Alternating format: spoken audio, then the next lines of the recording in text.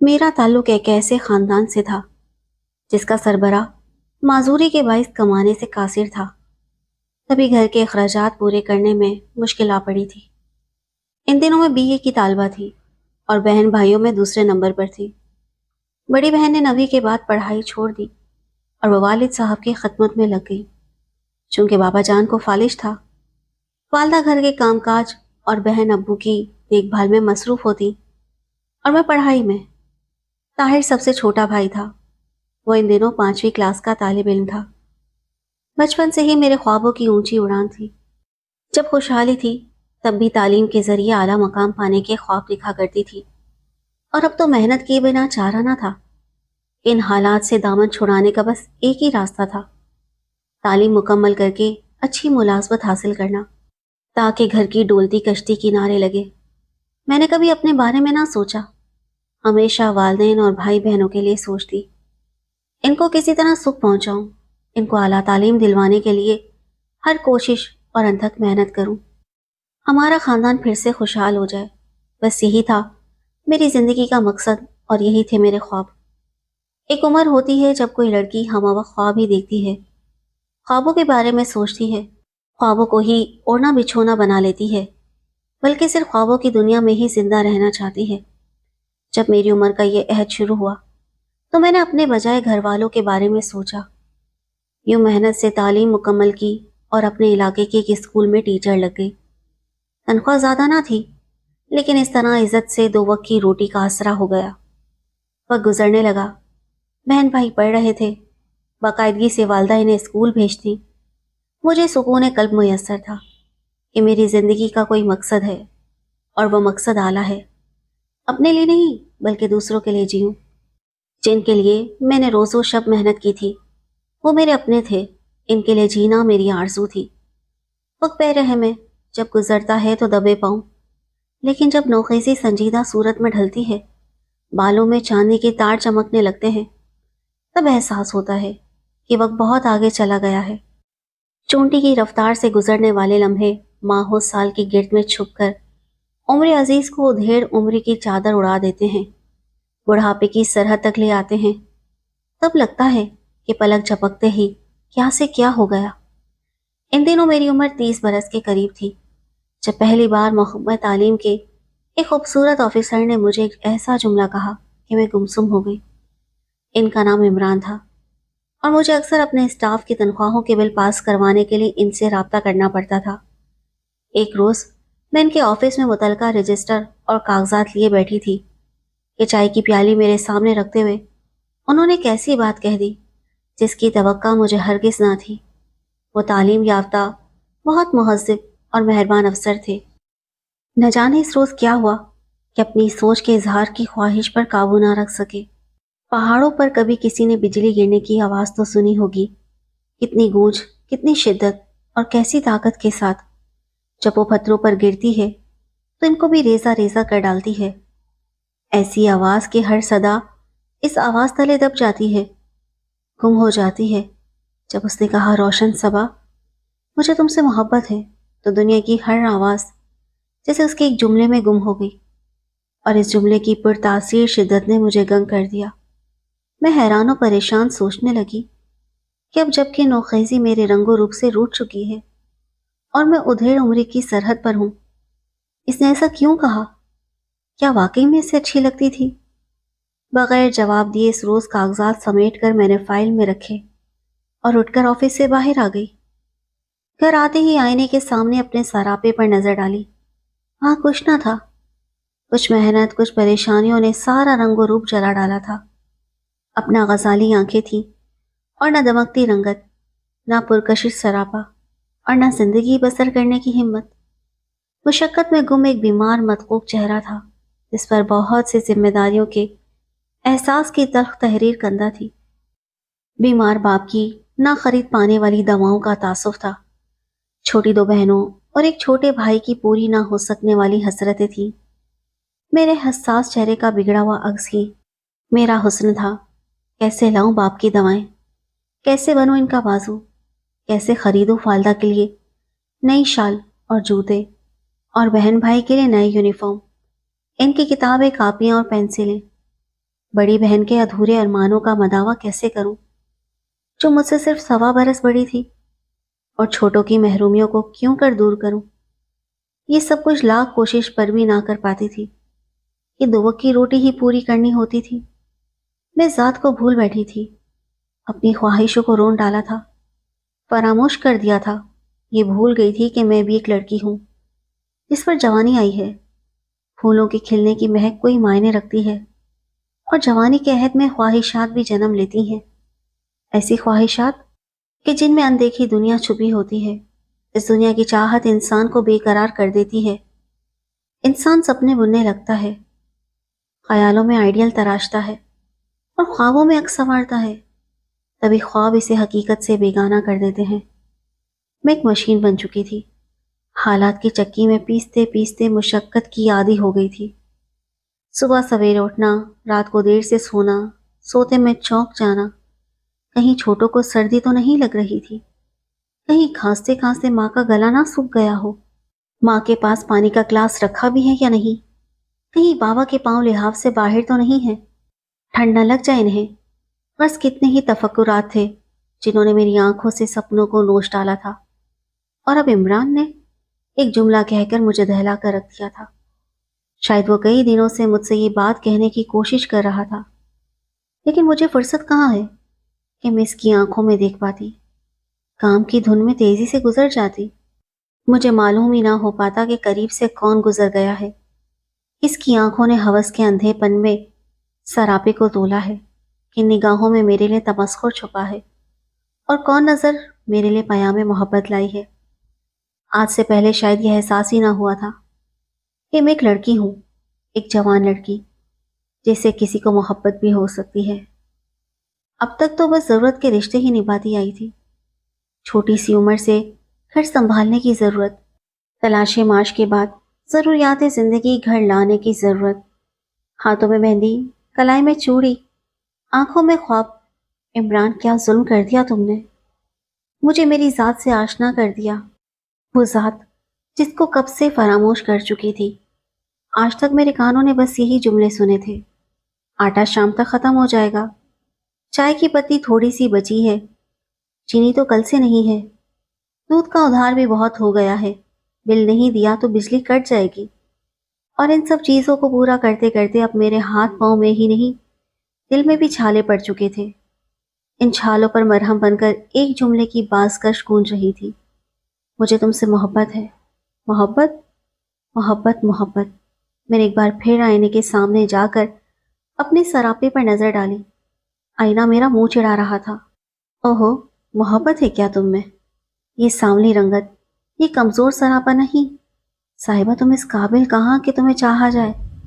شادابی کھو جائے تو لوگ اپنے پیاروں سے پیار نہیں کرتے، تم سے کوئی رشتہ نہ تعلق۔ عمران کل تک یہ بات بھی بھول جائے گا کہ اس نے تم سے اظہار محبت کیا تھا، مگر ایسا نہ ہوا۔ وہ فیکٹری کے دور افتادہ سنسان راستے پر بھی مجھے منتظر ملا۔ صبا، میں تم سے شادی کرنا چاہتا ہوں، مجھے تم سے محبت ہے۔ یہ کیا بات ہوئی؟ اس طرح کی باتیں کیا یوں راہ چلتے کی جاتی ہیں؟ بظاہر میں نے بڑے غصے سے کہا، مگر دل کی دھک دھک نے لہجے کا ساتھ نہ دیا۔ ہاں عمران، یوں ہی کہتے رہو، جس طرح کہو، بس کہتے رہو۔ مجھے تم سے محبت ہے۔ میری سماعتوں کے لیے یہ لفظ ابھی اجنبی ہیں، ابھی انہیں اپنی جگہ بنانے دو، مجھے سمجھ لینے دو۔ یہ لفظ سنتے ہیں تو کیسا لگتا ہے اور کیا محسوس ہوتا ہے میں کیا جانوں۔ یہ کہ تمہیں میری بات بری نہیں لگی، بس کہنے کا انداز پسند نہیں آیا۔ عمران مجسم میں سوال تھا، اور میں لاجواب: میری امی سے بات کرنا۔ تبھی میں انتہائی گھبراہٹ میں آ جانے والی بس میں سوار ہو گئی۔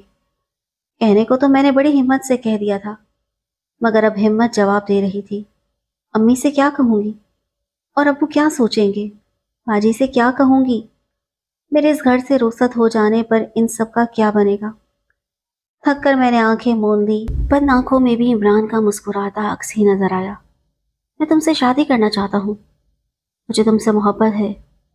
میں ان لمحوں کے حصار سے جتنا نکلنا چاہ رہی تھی، اتنی اسیری دامن گیر ہو رہی تھی۔ رات خوابوں میں اپنے ہاتھوں پر ہینا اترتے دیکھی، اور صبح اپنے زرد رخساروں پر شفیق جیسا سایہ لہراتا ہوا دیکھا۔ تبھی چور نظروں سے ماں کی جانب دیکھا، کہیں ماں نے میرے دل کی چوری نہ پکڑ لی ہو، مگر ماں کے ہاتھوں میں خالی شیشی تھی۔ بیٹی، میری دوا ختم ہو گئی ہے، شام کو ضرور لیتی آنا، ورنہ کھانسی رات بھر سونے نہیں دے گی۔ جی اچھا امی جان، لے آؤں گی، میں نے ماں کو تسلی دی۔ قریب آتی بہن کو دیکھ کر میں کچھ گھبرا گئی کہ باجی کو پتہ نہ چل جائے۔ صبا، مجھے پتا ہے، باجی کے بولنے سے میرا دل دھک سے رہ گیا۔ اے اللہ، باجی کو کیسے پتا چلا؟ میں نے گھبرا کر بہن کی طرف دیکھا جو روانی میں اپنی بات پوری کر رہی تھی۔ صبا، مجھے پتا ہے تم ہی چھوٹی کو صحیح کنٹرول کر سکتی ہو، وہ آج کل اپنی پڑھائی پر دھیان نہیں دے رہی، نہ جانے اس کا دھیان کہاں رہتا ہے۔ یہ سن کر میں نے سکون کا سانس لیا۔ صبا، میری بات سنو، ابو نے لڑکھڑاتی زبان سے بامشکل جملہ ادا کیا تو میرا سانس اوپر کا اوپر اور نیچے کا نیچے رہ گیا۔ اوف، کہیں ابو ہی کچھ نہ کہہ دے۔ میں گھبرا کر بھاگی اور باپ کی سرہانے جا کر کھڑی ہو گئی۔ جی ابو، دل دھک دھک کر رہا تھا، اگر انہوں نے کہہ دیا کہ تم یہ کیا سوچنے لگی ہو تو کیا جواب دوں گی؟ وہ ساتھ والے پڑوسی آئے تھے جن کے اسکول میں تم پڑھاتی تھی، وہ رک گئے، سانس لیا۔ درمیان کے اس وقفے میں مجھے فکر نے گھیر لیا کہ کہیں حسین صاحب عمران کی بات کرنے تو نہیں آئے تھے۔ میری جان سولی پر لٹکی تھی۔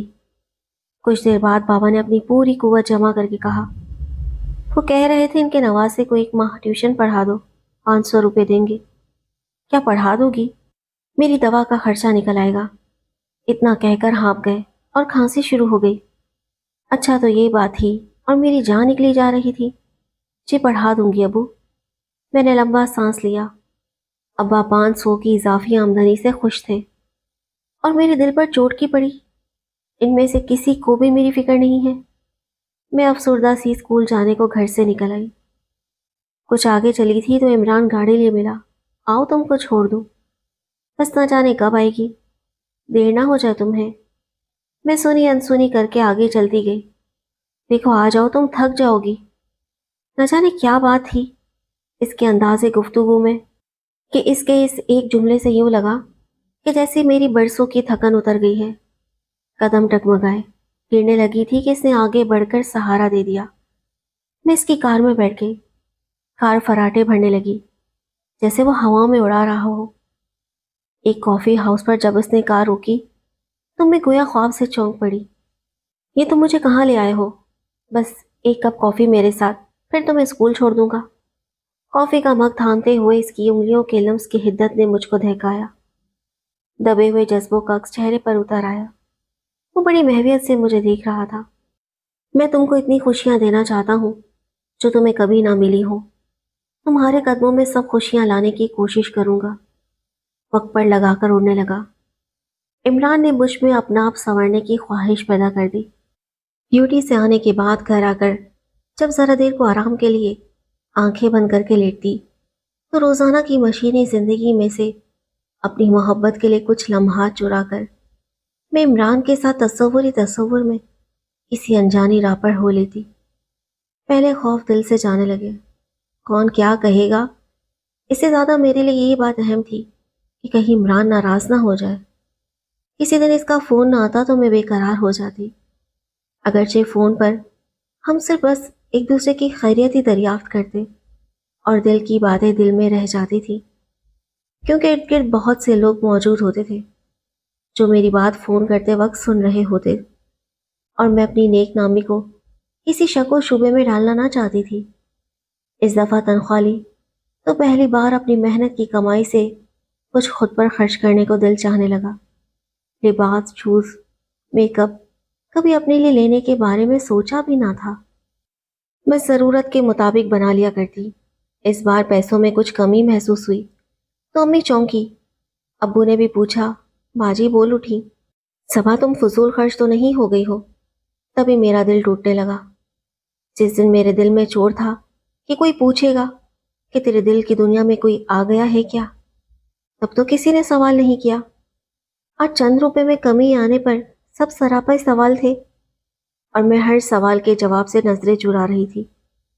پہلی بار سوچا کسی کو بھی میری فکر نہیں، سب کو بس پیسوں کی فکر ہے۔ یہی ایک شخص ہے، عمران، جس کو میرا خیال ہے۔ آج میں اسے کہہ دوں گی کہ اگر شادی کرنی ہے تو ہمارے گھر آ جاؤ، حسین صاحب کے ساتھ بابا جان کے پاس۔ وہ پہلے مل تو لیں، دیکھ تو لیں تم کو، پھر ہی آگے بات چلے گی۔ ہمیشہ کہہ دیتی تھی کہ مجھ پر بڑی ذمہ داریاں ہیں، شادی نہیں کر سکتی۔ جب بابا اس کو دیکھ لیں گے پھر کہہ دوں گی کہ اب اپنی اماں جان کو بھیج دو میری اماں کے پاس۔ ایسے ہی تو آگے بات چلے گی۔ میں نے خوبصورت خوابوں سے سجا ایک فیصلہ کر لیا، عمران سے شادی کا فیصلہ۔ اسکول جاتے ہوئے یا واپس لوٹتے ہوئے اکثر وہ مل جاتا اور گھر تک لے آتا، بس اتنا ہی ساتھ ہوتا۔ کبھی کولڈ ڈرنک یا پھر آئس کریم کا ایک کپ جو ہم گاڑی میں کھا پی لیتے تھے۔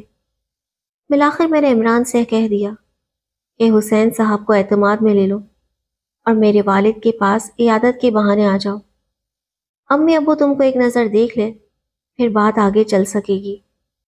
اگلے روز وہ حسین صاحب کے ساتھ آ گیا، ابا سے ملا، امی نے بات کی اور چھوٹی بہن چائے کی ٹرے لے کر سامنے آ گئی۔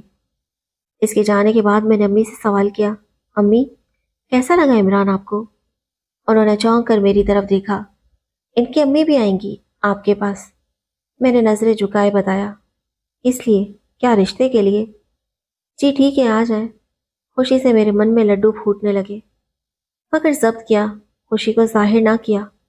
2 دن بعد عمران کی والدہ حسین صاحب کی بیوی کے ہمراہ آ گئی۔ ادھر ادھر کی باتوں کے بعد مدعا بیان کیا۔ عمران کے لیے رشتے کی آرزو مند ہوں، میرا اکلوتا بیٹا ہے، صاحب جائیداد ہے، برسر روزگار ہے، افسر ہے، اور باقی تفصیل حسین صاحب سے پوچھ لیں۔ ان کے بابا جان سے مشورہ کر کے 1-2 دن بعد جواب دوں گی، امی نے کہا۔ 2 روز بعد وہ دوبارہ آئیں۔ والدہ نے کہا جی ہمیں رشتہ منظور ہے۔ انہوں نے مگر باجی کے لیے کہا۔ تب عمران کی والدہ بولی، میں آپ کی 3 نمبر والی بیٹی کے لیے رشتہ مانگنے آئی ہوں بہن۔ میرے بیٹے نے اس سے شادی کی خواہش کا اظہار کیا ہے۔ 3 نمبر والی یعنی ثنا سے؟ مگر وہ تو ابھی میٹرک میں ہے بہن۔ میٹرک بھی کر لے گی، میری بڑی بیٹی ابھی موجود ہے، پہلے اس کی شادی کرنی ہے۔ دوسری کی تو فی الحال نہیں کر سکتی کیونکہ وہی گھر چلا رہی ہے، اور تیسری چھوٹی ہے۔ چھوٹی نہیں ہے بہن، ثنا بھی اب شادی کے لائق ہے۔ آپ خوب اچھی طرح سوچ لیجئے۔ اس روز وہی چائے کی ٹرے لے کر عمران کے سامنے آئی تھی نا؟ اس کو پسند کر لیا ہے میرے بیٹے نے، اب آپ کی مرضی۔ مگر میرے عمران جیسے لڑکے ہمیں خوش نصیب لوگوں کو ملتے ہیں، ایسے داماد تو چراغ لے کر ڈھونڈو تو بھی نہیں ملتے۔ سوچ کر بتا دیجیے گا، بے شک گھر میں سب سے مشورہ کر لیں۔ ان کے جانے کے بعد امی نے باجی سے مشورہ کیا۔ وہ بولی، اماں انکار مت کرنا، ایک اچھے گھر بیاہی جائے گی تو اوروں کے رشتے بھی اچھے گھروں میں ہو جائیں گے۔ عمران کا رشتہ بہت اچھا ہے، ثنا کو بیاہ دو، ایک بیٹی کا بوجھ تو کم ہو جائے گا سر سے۔ میری اور صبا کی بعد میں دیکھی جائے گی، جو اللہ کو منظور ہوگا ہو جائے گا۔ بابا بہت علیل ہے، ایک بیٹی کو اپنی آنکھوں کے سامنے رخصت ہوتا دیکھ لے۔ پھر حسین صاحب اور ان کی بیوی ضامن بن رہے ہیں تو ڈر کس بات کا؟ بھئی لڑکا ثنا سے عمر میں کچھ بڑا نہیں ہے۔ اماں 8-10 برس بڑا بھی ہو تو کیا فرق پڑتا ہے، آفیسر ہے، خوبصورت ہے، صاحب جائیداد ہے، اور کیا چاہیے؟ ماں نے میری رائے لی، دل اندر سے خون کے آنسو رو رہا تھا۔ زبان نے دل کا ساتھ نہ دیا۔ میں نے خود کو سنبھال کر کہا، جی امی جیسا آپ بہتر سمجھیں، مجھے کیا اعتراض ہے۔ ثنا کی شادی عمران سے ہو گئی۔ میں نے بہنوئی کے سامنے آنا چھوڑ دیا۔ وہ آتے میں چلی جاتی، وہ جاتے تب گھر آتی۔ چھٹی کے دن وہ جان کر نہ آتے، مجھ سے نظریں کیسے ملاتے۔ دل میں چور جو تھا، ہمت نہ تھی، سامنا نہیں کرتے تھے، اور میں بھی کوشش کرتی تھی کہ سامنا نہ ہو۔ میں کب بھلا اب ان سے سامنا کرنا چاہتی تھی۔ سچ شکر، خوابوں کی دنیا سے نکل کر پھر سے حقیقت کی دنیا میں بسنے لگی۔ وہی محنت مشقت، وہی مشینی زندگی۔ گھر چلانا جو تھا، بھائی کو بھی تو پڑھانا تھا۔ میں ہی اس گھر کی کماؤ پوت تھی۔ اگر میں چلی جاتی تو کیا ہوتا؟ جب تک لفظ محبت سے آشنا نہ ہوئی تھی، کتنی بے نیاز تھی، کوئی غم نہیں تھا، اور اس لذت آشنائی کے بعد اپنے دل کا درد خود سے سنبھالا نہ جاتا تھا۔ لیکن محبت کا یہ زخم ضروری تھا، شاید میرے لیے، کیونکہ میرے گھر والوں کو، بوڑھے باپ اور بیمار ماں کو، چھوٹے بھائی اور باجی کو میری کتنی ضرورت تھی اور میں بہک گئی تھی اپنی خوشیوں کی تلاش میں۔ ٹھیک کیا عمران نے کہ لوٹ گیا۔ وہ میری دنیا سے میری چھوٹی بہن ثنا کی بس ایک جھلک دیکھتے ہی کچھ عرصے بعد ٹھیک کیا۔ عمران اسے لے کر کینیڈا چلا گیا اور میں نے اپنی زندگی کی کتاب سے ہمیشہ ہمیشہ کے لیے محبت کے باب کو نکال پھینکا۔ اسی میں میرے اپنوں کی بہتری تھی۔